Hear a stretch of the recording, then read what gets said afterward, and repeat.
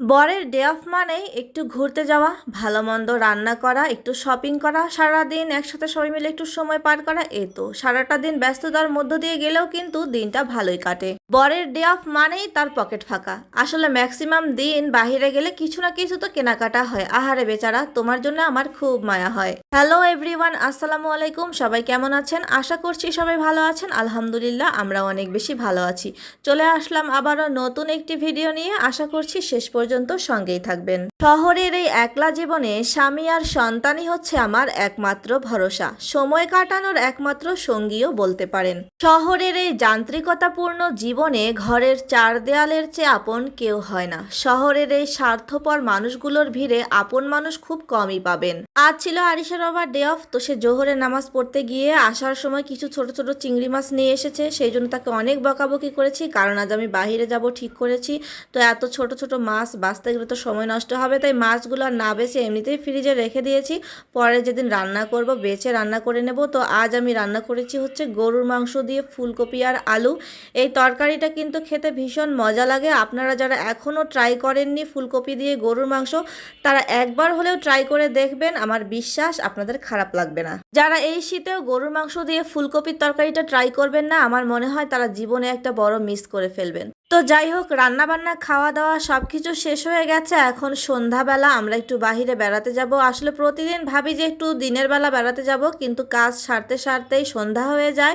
চাইলেও একটু তাড়াতাড়ি বাহিরে যেতে পারি না, কারণ একলা হাতে সব কিছু সামলাতে হয়। তারপরে তো আবার একটা ছোট বাচ্চা আছে, তার পিছেই তো সারা দিনটা চলে যায়। এবারে আবার সংসারের অন্যান্য কাজ তো আছেই। তো যাই হোক, দেখতেই পাচ্ছেন আমরা তিনজনে মিলে রেডি হয়ে বাহিরে বের হয়ে আবার রিক্সাতে উঠে পড়েছি।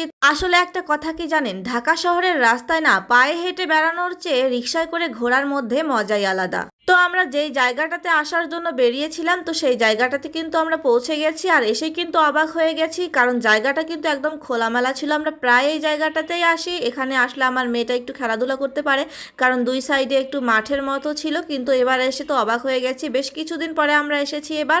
তো এসে দেখি মাঠের মতো যে ফাঁকা জায়গা দুটো ছিল, সেই দুইটাই ঘিরে ফেলেছে। এগুলো নাকি সরকারি সম্পত্তি, তাই চতুর্দিকে ঘিরে দিয়েছে একদম। আর ভেতরে নাকি গার্ডেনিং করা হবে। আমার মেয়েটা কিন্তু এসে একদম মন খারাপ করেছে, কারণ সে প্রতিবার এসে এখানে অনেক খেলাধুলা করে, কিন্তু এবার আর খেলতে পারলো না। আমরা যেহেতু শুক্রবারে এখানে বেড়াতে এসেছি, আর শুক্রবার করে কিন্তু এই জায়গাটাতে প্রচুর পরিমাণে ভিড় হয়। আর এই মাঠের মধ্যে কিন্তু আগে খেলনার দোকান বসতো আর বিভিন্ন ধরনের কসমেটিক্সের দোকান বসতো। তো সেইগুলো যখন এখানে বসতে পারছে না, তাই সাইডে যে রাস্তাগুলো আছে হাঁটার জন্য, সেই রাস্তার সাইড দিয়ে এই দোকানগুলো বসেছে। তাই এত বেশি ভিড় ছিল যে আমরা হাঁটতেই পারছিলাম না। আপনারা কিন্তু আমার মেয়ের দিকে তাকালেই বুঝতে পারবেন যে তার কতটা মন খারাপ। তো যাই হোক, দেখতেই পাচ্ছেন এখানে বিভিন্ন ধরনের বাচ্চাদের খেলনার দোকান বসেছে রাস্তার সাইড দিয়ে। আর এখানে এই দোকানটাতে কিছু মুরগির বাচ্চা ছিল, সেগুলো দেখে তো আমার মেয়ে মহা খুশি।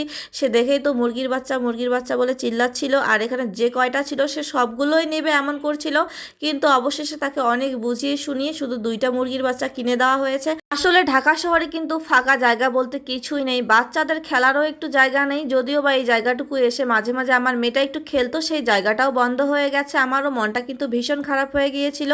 যাই হোক, দেখতেই পাচ্ছেন কত ধরনের খেলনার দোকান বসেছে এখানে বাচ্চাদের নিয়ে আসলে কিন্তু একদম পকেট ফাঁকা। আমার মেয়ে তো যেটাই দেখছিল সেটাই নিতে চাচ্ছিল। তো অবশেষে সে কিন্তু আরও একটা খেলনা কিনেছে এখান থেকে। তো দেখতেই পাচ্ছেন মেয়েদের কিন্তু বিভিন্ন ধরনের কসমেটিক্সের দোকানও এখানে রয়েছে। আমি কিন্তু এই দুলগুলো হাতে নিয়ে দেখছিলাম, আমার কিন্তু বেশ ভালো লেগেছিল, কিন্তু অনেক বেশি দাম চাচ্ছিল, যে কারণে আর কিনিনি। আর আমি কিন্তু এখান থেকে দুইটা লিপস্টিক কিনেছি।